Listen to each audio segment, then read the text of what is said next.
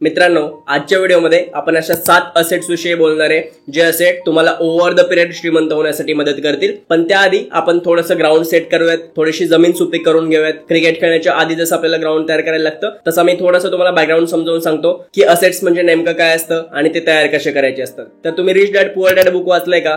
जर नसेल वाचलं तर मी रिकमेंड करेन की ते बुक नक्की वाचा तुम्ही. त्याच्यातून तुम्हाला ज्या बऱ्याचशा बेसिक फायनान्शियल कन्सेप्ट्स आहेत त्या क्लिअर होणार आहेत. जसं की कॅश फ्लो म्हणजे काय असतो, असेट्स काय असतात, लायबिलिटीज काय असतात, negative cash flow, positive cash flow, interest आणि अशा बऱ्याचशा ज्या फायनान्शियल गोष्टी आपल्याला माहिती असणं गरजेचं आहे त्या सर्व कन्सेप्ट तुम्हाला रिच डॅड पुअर डॅड या बुक मधून शिकायला मिळतील. त्यामुळं ही मस्ट रीड बुक आहे आणि त्याच बुकमध्ये असेट्स विषयी बरंच काही बोलले गेलेलं आहे. तर आता असेट्स म्हणजे नेमकं काय असतं, तर असेट्सची डेफिनेशन ही आहे, अशी कुठलीही गोष्ट जी तुमच्यासाठी पैसा किंवा व्हॅल्यू तयार करते, तुमचे एफर्ट्स न देता किंवा तुमची वेळ न देता. एनिथिंग दॅट क्रिएट्स व्हॅल्यू और money for you without your time, अशा गोष्टींना आपण असेट्स म्हणतो. आणि रिच डॅड पुअर डॅड या बुक मध्येच ही गोष्ट पण सांगितलेली की फक्त एका सॅलरीवरती तुम्ही श्रीमंत होऊ शकत नाही. जर आयुष्यात तुम्हाला over the period wealth generate करायची असेल, पैसा कमवायचा असेल, तर तुम्हाला आधी अगदी सुरुवातीपासूनच असेट्स तयार करायला लागतील आणि ते असेट्स तुम्हाला ओव्हर द पिरियड श्रीमंत बनवतील. आता असेट्स म्हणल्यानंतर आपल्यासारख्या सामान्य लोकांच्या मनामध्ये सगळ्यात पहिला विचार कुठला येतो किंवा सगळ्यात पहिली गोष्ट कुठली येते, तर अर्थात एक उदाहरण आपल्या समोर येतं. ते म्हणजे समजा जर आपण एखादं घर विकत घेतलं आणि ते घर रेंटने दिलं, भाड्याने दिलं, तर त्या घरातून दर महिन्याला तुम्हाला एक स्पेसिफिक रेंट मिळेल.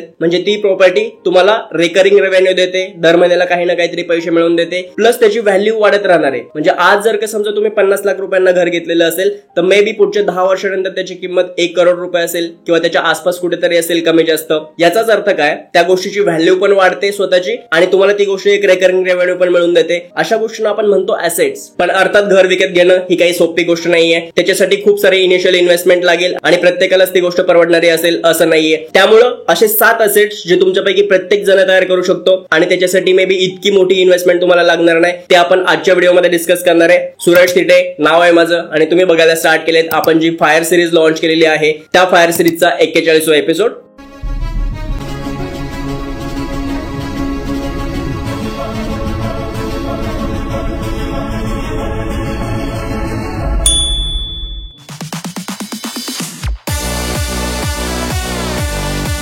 सो सगळ्यात पहिलं असेट आहे एखाद्या कंपनीचा स्टॉक विकत घेणं. आता स्टॉक किंवा शेअर विकत घेणं याचा अर्थ काय, तर तुम्ही ज्या काही किमतीचे एखाद्या कंपनीचे शेअर विकत घेताय ना तेवढी त्या कंपनीची ओनरशिप मिळवणं किंवा मालकी मिळवणं. बरोबर आहे, प्रत्येकानेच बिझनेस करणं शक्य नाहीये. समजा मला जरी बिझनेस करायचे असेल तरी मी एखाद्या फील्ड मधला एखादा बिझनेस करू शकेल. प्रत्येक फील्ड मधला बिझनेस मी एकटा करू शकत नाही. पण तुम्ही प्रत्येक फील्ड मधल्या मोठ्या कंपनीचे स्टॉक विकत घेऊ शकता आणि ते पण खूप इझी पद्धतीने विकत घेऊ शकता. आणि सगळ्यात महत्त्वाची गोष्ट म्हणजे एकदा तुम्ही स्टॉक विकत घेतले ना त्याच्यानंतर तुम्हाला काही मेहनत करायची नाहीये. अर्थात तो स्टॉक विकत घेण्याच्या आधी तुम्हाला थोडासा अभ्यास करायला लागेल. कंपनी कुठली आहे, ती किती ग्रो करू शकते, त्याचे मॅनेजमेंट कसं आहे, फाउंडेशन कसं आहे, किती प्राइस वरती तो स्टॉक विकत घ्यायचा, जर भविष्यात आपल्याला कधी विकायचं असेल तर किती प्राइस पर्यंत आपण तो विकू शकतो, त्या कंपनीचे पास्ट रेकॉर्ड कसे आहेत, अॅन्युअल ग्रोथ कसे आहेत, त्याचे अॅन्युअल रिपोर्ट्स काय आहेत, अशा काही गोष्टींचा स्टडी ऑब्व्हियसली तुम्हाला तो स्टॉक विकत घेण्याच्या आधी करावा लागतो. पण एकदा तुम्ही तो स्टॉक विकत घेतलात ना तर त्याच्यानंतर तुम्हाला खूप जास्त मेहनत करण्याची गरज नाहीये. ही गोष्ट अशी समजून घ्या की समजा तुमचे 50,000 रुपये आहेत आणि तुम्ही ते रिलायन्स इंडस्ट्रीज मध्ये समजा इन्व्हेस्ट केले. आता त्याच्यानंतर तुमच्या 50,000 रुपयांसोबत मुकेश अंबानी आणि त्यांची पूर्ण टीम मेहनत करेल.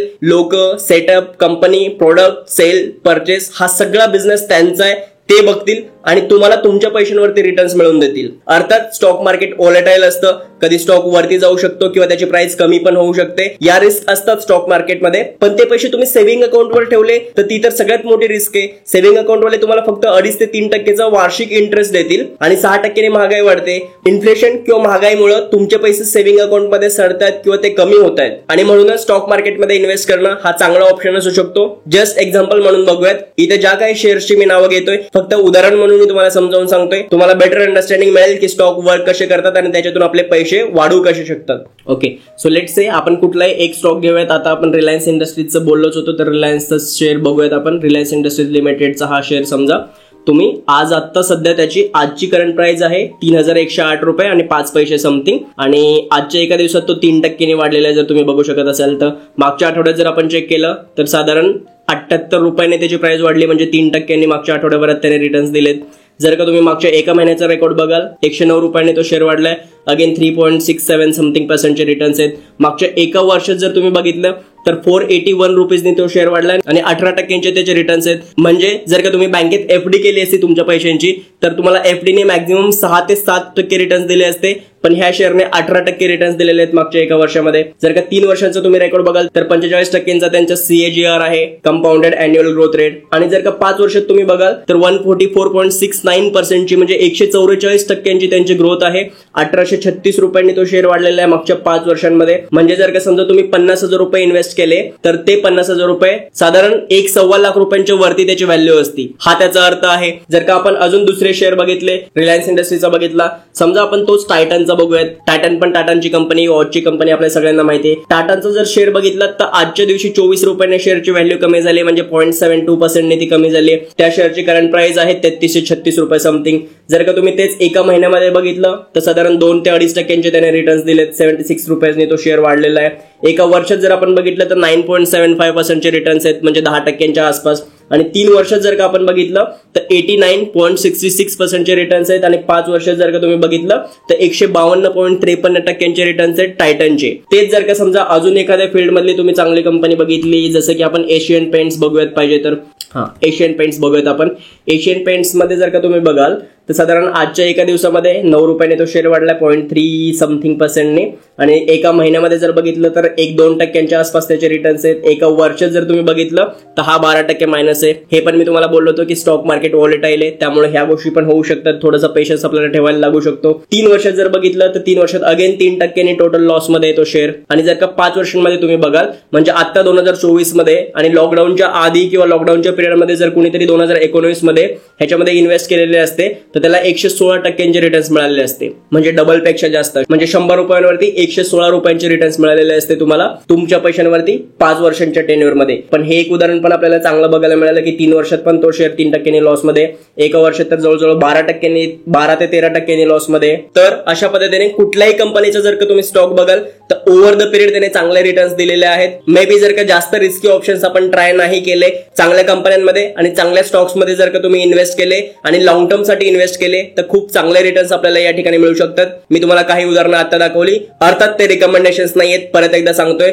जस्ट मी तुम्हाला उदाहरण म्हणून काही शेअरची नावं दाखवली जे की वेल नोन आहेत. शेअर मार्केटमध्ये जे लोक इन्व्हेस्ट करतात त्यांना या सगळ्या कंपन्यांची नावं ऑलरेडी माहितीच असणार आहेत. तर खूप मोठी प्रॉपर्टी आपण एका वेळेला बाय करू शकत नाही. तर हे जे स्टॉक आहेत ना कंपन्यांचे, या स्टॉक्स मध्ये इन्व्हेस्ट करून पण आपण ओव्हर द पिरियड एक चांगले वेल जनरेट करू शकतो. जर का समजा तुम्ही 15 वर्षांसाठी, 20 वर्षांसाठी, 25 वर्षांसाठी जर का ही गोष्ट कंटिन्यू करताय ना, तर तेवढ्या पिरियड मध्ये तुम्ही छोटी छोटी अमाऊंट पण इन्व्हेस्ट करायला सुरुवात करून एक चांगली वेल जनरेट करू शकता. Number 2, portfolio stocks. आपल्यापैकी प्रत्येक जण इतका एक्सपर्ट नसू शकतो की त्याच्याकडे एवढं नॉलेज आहे कुठल्या कंपनीचा स्टॉक घ्यायचा, कुठल्या प्राइस वरती तो घ्यायचा आहे, पुढच्या काही वर्षांमध्ये ती कंपनी किती ग्रो करू शकते किंवा तो स्टॉक लॉस मध्ये जाऊ शकतो, त्याचा स्टडी कसा करायचा, रिसर्च कसा करायचा, एवढं ज्ञान आपल्याकडे नाहीये कारण आपण नवीन आहे. तर आता आपण काय करू शकतो, तर प्रोबेबली आपल्याला एवढं तर माहितीये भारताचं मार्केट ग्रोईंग आहे, इथल्या कंपन्या ग्रो करणार आहेत, बऱ्याचशा घडामोडी भारताच्या मार्केटमध्ये पुढच्या 10 ते 20 वर्षांमध्ये होणार आहेत कारण ग्रोईंग इकॉनॉमी आहे आणि जगातल्या सगळ्यात मोठ्या कंपन्यांचं लक्ष पण भारताच्या मार्केटवरती आहे आता, बरोबर आहे. तर त्या केसमध्ये आपण टोटल मार्केटवरतीच का नाही रिस्क घेऊ शकत किंवा मार्केटमधल्या एका ग्रुप ऑफ कंपनीज वरती का रिस्क घेऊ शकत नाही, तर त्यालाच काय म्हणतो आपण, पोर्टफोलिओ स्टॉक्स म्हणतो. जसं की समजा तुम्हाला इंडेक्स फंड्स मध्ये इन्व्हेस्ट करायचे, त्यात पण निफ्टी 50 इंडेक्स मध्ये करायचे. तर आता निफ्टी 50 इंडेक्स काय असतो, भारतातल्या ज्या टॉपच्या 50 कंपनीज आहेत ना, 50 कंपनीज, त्यांच्या स्टॉक मध्ये किंवा त्या स्टॉकच्या ग्रुपमध्ये जर का तुम्ही इन्व्हेस्ट केलेत तर तुमची रिस्क ऑटोमॅटिकली कमी होऊन जाते कारण या मोठ्या कंपनीज आहेत आणि त्या कंपनीज बंद पडण्याची किंवा कुठेतरी तुमच्या पैशांचा लॉस होण्याची शक्यता ऑटोमॅटिक कमी होते. अर्थात स्टॉक मार्केटमध्ये रिस्क नेहमीच असते, ती गोष्ट आपण इग्नोर करून चालत नाही. पण तरीही जर का मोठ्या कंपनीज आहेत तर त्याच्यामध्ये रिस्क ऑटोमॅटिकली कमी होते कारण त्यांच्याकडे सगळ्या गोष्टींची सिस्टीम असते, सगळी लोक असतात, मॅनपॉवर असते, फोर्स असतो, त्यामुळे तिथे रिस्क कमी होते. आणि समजा एखादी कंपनी जरी काही चांगलं कमवू नाही शकली आणि ते टॉप 50च्या लिस्ट मधून गेली तर जी कुठली कंपनी टॉप 50 मध्ये येईल त्याच्यामध्ये आपले पैसे इन्व्हेस्ट होणार आहेत, त्याच्यामुळे तुम्ही सिक्युअर असणार तिथं. किंवा समजा जर तुम्हाला कॉन्फिडन्स असेल, तुमचा स्टडी चांगला असेल आणि तुम्हाला असं वाटतं की ज्या काही मिड कॅप कंपनीज आहेत, म्हणजे साधारण टॉपच्या 250 कंपन्यांपैकी भारतातल्या ज्या कंपनीज आहेत त्या पुढच्या काही वर्षांमध्ये खूप चांगली ग्रोथ घेऊ शकतात आणि त्याच्यामध्ये जर का आपण इन्व्हेस्ट केलं तर आपले पैसे अजून जास्त चांगले रिटर्न्स देऊ शकतात किंवा वाढू शकतात. हा जर कॉन्फिडन्स तुम्हाला असेल आणि तसं तुमचा स्टडी असेल आणि तुम्ही मिड कॅप फंड्स मध्ये इन्व्हेस्ट केलं तरीही थोडीशी रिस्क वाढेल पण मे बी तुम्हाला रिटर्न्स पण खूप चांगले मिळू शकतात. अशा पद्धतीने म्युच्युअल फंड्स मध्ये किंवा पोर्टफोलिओ पोर्टफोलिओ स्टॉक्स किंवा ग्रुप ऑफ कंपनीज मध्ये जर का तुम्ही इन्व्हेस्ट केलं तर तुम्ही रिस्क मिनिमाइज करू शकता. त्यामुळं स्टॉक मार्केटमध्ये जर का आपण बिगिनर असू, आताच जस्ट सुरुवात करतोय, तर मग म्युच्युअल फंड्स आणि हे जे पोर्टफोलिओ स्टॉक्स आहेत अशा गोष्टींपासून गुंतवणूक करायला स्टार्ट करणं हा आपल्यासाठी चांगला ऑप्शन असू शकतो. आणि हे असेट सुद्धा लॉंग टर्म मध्ये तुम्हाला एक चांगले वेल्थ जनरेट करून देऊ शकतात. आणि अगेन तुम्हाला खूप मोठी इन्व्हेस्टमेंट एकाच वेळेस करण्याची गरज नाहीये. अगदी 2,000, 5,000 आणि 10,000 रुपये मंथली जरी तुम्ही इन्व्हेस्ट करू शकत असाल तरीही तुम्ही या गोष्टींमध्ये इन्व्हेस्ट करू शकता. एकाच वेळेस इन्व्हेस्ट करण्यासाठी 10 लाख रुपये तुमच्याकडे असले पाहिजेत या गोष्टीची गरज नाहीये. त्यामुळं स्टार्ट करण्यासाठी, सुरुवात करण्यासाठी हा पण एक चांगला ऑप्शन आहे. इथूनच तुम्ही असेट्स क्रिएट करायला सुरुवात करू शकता. And number 3, commodities. आता आपण स्टॉक मार्केटच्या थोडंसं बाहेर येऊयात आणि आपल्या भारतीय लोकांचा स्पेशली महिला वर्गाचा जो फेवरेट असेट आहे गोल्ड त्याच्याविषयी बोलूयात. कारण जर तुम्ही कमोडिटीज म्हणाल तर मग गोल्ड, सिल्वर याच गोष्टी आपल्याकडे आधीपासून फेमस आहेत. आणि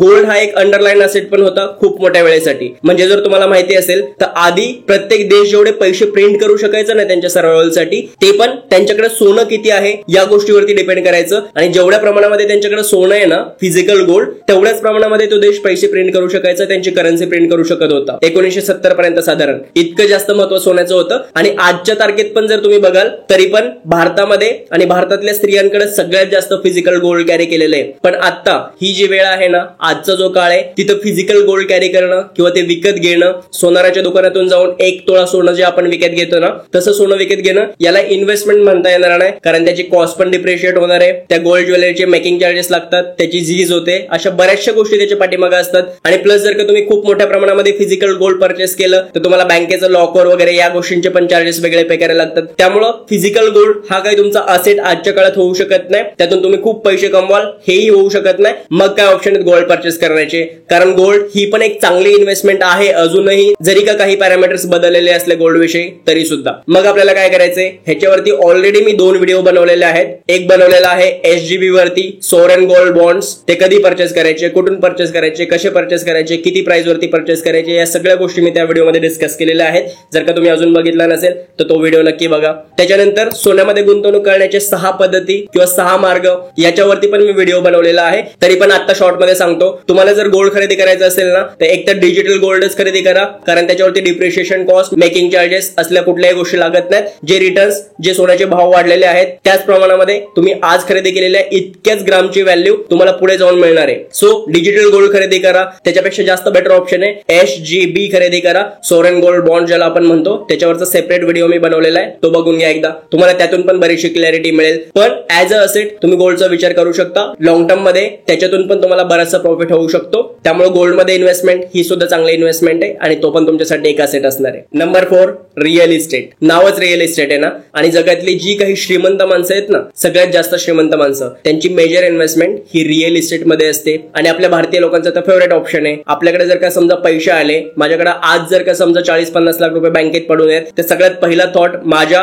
किंवा भारतीय लोकांच्या माइंडमध्ये काय आलं माहितीये, एक घर खरेदी करा. पण रिअल इस्टेटला पण जर का तुम्हाला असेट बनवायचं असेल तर तुम्हाला काही गोष्टींची काळजी घेणं गरजेचं आहे. जसं की समजा आपण स्वतःच्या कन्झम्पशनसाठी किंवा राहण्यासाठी एखादं घर खरेदी करतोय आणि त्याच्यामध्ये आपले पैसे इन्व्हेस्ट करतोय, तर तो तुमचा असेट होऊ शकत नाही. म्हणजे आपली साधारण एक मेंटॅलिटी आहे की आपण घरामध्ये इन्व्हेस्ट करतोय आणि त्या घराची किंमत पण वाढत जाणार आहे आणि आपण तिथे स्वतः राहतोय तर बाहेरचा रेंट वाचतोय वगैरे, त्यामुळे ती एक असेट आहे असं आपण मानतो. पण स्वतःचं राहतं घर हे असेट असू शकत नाही, ती आपली गरज असू शकते. आपल्याला सेफ, सिक्युअर आणि एक चांगली लाईफ जगण्यासाठी स्वतःचं घर गरजेचं आहेच. ती आपली भावनिक गरज आहे किंवा सर्वार्थाने एक गरज आहे, हे मान्यच आहे. पण स्वतःचं घर हे असेट नाहीये. त्याच्यानंतर समजा तुम्ही दुसरं घर घेताय आणि फक्त रेंटच्या पर्पजने घेताय तर प्रोबेबली ते असेट असू शकतं. जर रिअल इस्टेटमध्ये तुम्हाला इन्व्हेस्टच करायचं असेल ना तर सगळ्यात बेस्ट ऑप्शन काय माहितीये, कमर्शियल रिअल इस्टेट मध्ये इन्व्हेस्ट करा. कुठेही समजा जर का तुम्ही मार्केटमध्ये छोटंसं एक दुकान घेऊ शकताय तर ते विकत घ्या. तुम्हाला कधीही एका घराचा रेंट जेवढा मिळेल ना किंवा ज्या प्रमाणामध्ये तो वाढेल ना दरवर्षी, त्याच्यापेक्षा जास्त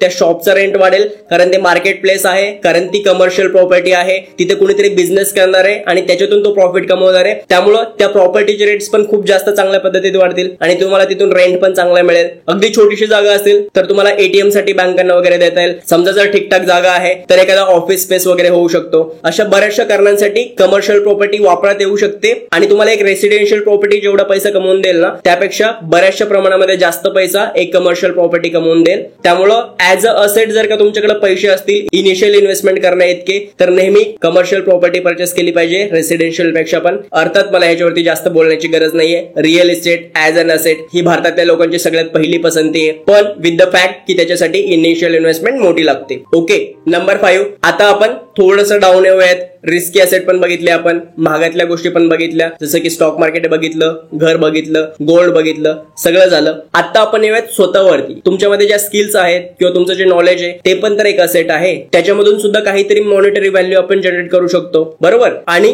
आजच्या काळामध्ये जर का एक नाव किंवा एक गोष्ट अशी सांगायची असेल जिथे तुमच्या स्किल्स वापरून तुम्ही सगळ्यात जास्त पैसे कमवू शकता आणि सगळ्यात जास्त यंग जनरेशन जी आहे ती त्यांचा टाइम तिथे स्पेंड करते, तर ती जागा कुठली माहिती? तुम्ही स्वतःवरून जज करा. जर का मी तुम्हाला असा प्रश्न विचारला की तुमचं जेवढे काही सोशल मीडिया प्लॅटफॉर्म्स तुमच्या मोबाईलमध्ये आहेत त्यातला सगळ्यात जास्त टाइम तुम्ही कशावरती स्पेंड करता, तर अर्थात माझं स्वतःचं उत्तर पण हेच आहे की इंस्टाग्राम. आणि तुमच्यापैकी ऑलमोस्ट लोक इंस्टाग्रामवरती सगळ्यात जास्त टाइम स्पेंड करत असतील. आणि इव्हन आपण मोबाईल कव्हर पासून जिमच्या मेंबरशिप पासून भरपूर सगळ्या गोष्टींसाठी आपण इंस्टाग्राम ऍड्स वरती डिपेंड आहे. तिथे आपण ऍड्स वगैरे बघून बऱ्याचशा गोष्टी ऑलरेडी परचेस करतोय. मग जर का तुम्ही एखादं स्वतःचं इंस्टाग्राम पेज स्टार्ट केलं आणि त्याच्यावरती रेग्युलरली व्हॅल्युएबल कंटेंट पोस्ट करताय जे काही तुम्हाला येत असेल, समजा जर का तुम्हाला चांगला डान्स येतोय तर तुम्ही डान्स व्हिडिओ पोस्ट करू शकता. जर का समजा तुम्हाला चांगली ऍक्टिंग येत असेल तर तुम्ही ऍक्टिंग वाले व्हिडिओ पोस्ट करू शकता. तुमच्याकडे एखाद्या स्पेसिफिक विषयाचं नॉलेज असेल, जसं की तुम्हाला समजा एक्सेल शीटचं खूप चांगलं नॉलेज आहे, तर तुम्ही तिथं ते नॉलेज शेअर करू शकता. व्हॉट एव्हर तुमच्याकडे जे काही नॉलेज असेल, किंवा फॉर दॅट मॅटर समजा तुम्हाला काहीच माहित नाही पण तुम्ही ज्या ठिकाणी जॉब करताय, समजा तुम्ही एखादा सॉफ्टवेअर इंजिनियर आहात, तुम्ही इम्पोर्ट एक्सपोर्ट मध्ये जॉब करताय किंवा अदर कुठल्याही फील्डमध्ये जॉब करताय, त्या फील्डचं तरी एक स्पेसिफिक नॉलेज आपल्याकडे असतंच. किंवा समजा तुम्ही सेल्फ डेव्हलपमेंटसाठी पण तुमच्या ज्या काही जॉब फील्डचा स्टडी करताय आणि तो स्टडी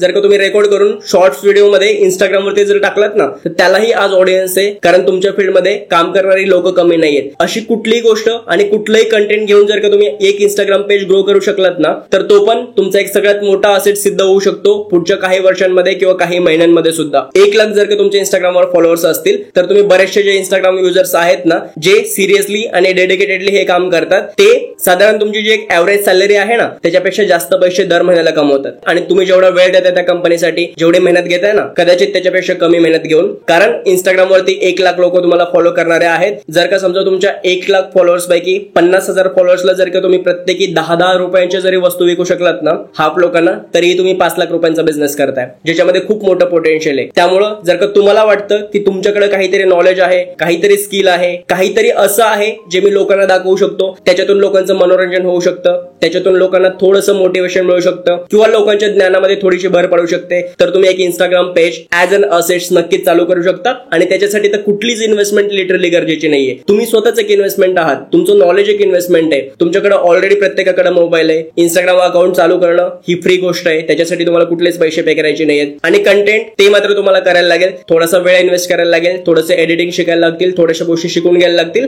पण जर का तुम्ही ते करू शकलात तर तुम्ही एक चांगला असेट क्रिएट करताय over the period Instagram page वरती. नंबर 6, इंटेलेक्च्युअल प्रॉपर्टी तयार करणं. आता इंटेलेक्च्युअल प्रॉपर्टी म्हणजे काय, तर अशी गोष्ट ज्याच्यामध्ये तुमचा इंटेलिजन्स यूज झालेला आहे आणि लॉंग टर्म साठी ती कुठल्या एका ठिकाणी राहणार आहे. समजा जर का तुम्ही एखादे सिंगर आहात आणि तुम्ही गाणं गायलेलं आहे, तर लाईफ लॉंग तुम्हाला त्या गाण्यावरची रॉयल्टी मिळणार आहे. म्हणून तुम्ही तुमच्या पद्धतीने ज्या काही स्किल्स असतील ना त्या तयार करू शकता. जसं की तुम्ही ग्राफिक डिझायनर आहात, जसं तुम्ही व्हिडिओ एडिटर आहात, तुम्ही लोगो मेकिंग चांगली करू शकता, एखाद्या कंपनीचा लोगो तयार करू शकता. किंवा समजा तुमच्याकडे एकाच स्पेसिफिक विषयाचं ज्ञान आहे आणि त्या विषयावरती जर का तुम्ही कोर्सेस तयार केले. आजकाल कोणालाही पुस्तक घेऊन वाचायचं नाहीये, ऑनलाईन कोर्सेस प्रत्येकाला करायचे. इव्हन मी जेव्हा एडिटिंग शिकलो किंवा युट्यूब करायचं ठरवलं ना, तर सगळ्यात पहिल्यांदा युट्यूबचा कोर्स केला होता, व्हिडिओ एडिटिंगचे पण कोर्सेस केले होते आणि त्यानंतर मी ही गोष्ट स्टार्ट केली. तर अशा पद्धतीने आजची जी यंग जनरेशन आहे ना ती ऑडिओ, व्हिडिओ किंवा व्हिज्युअल माध्यमातून शिकते.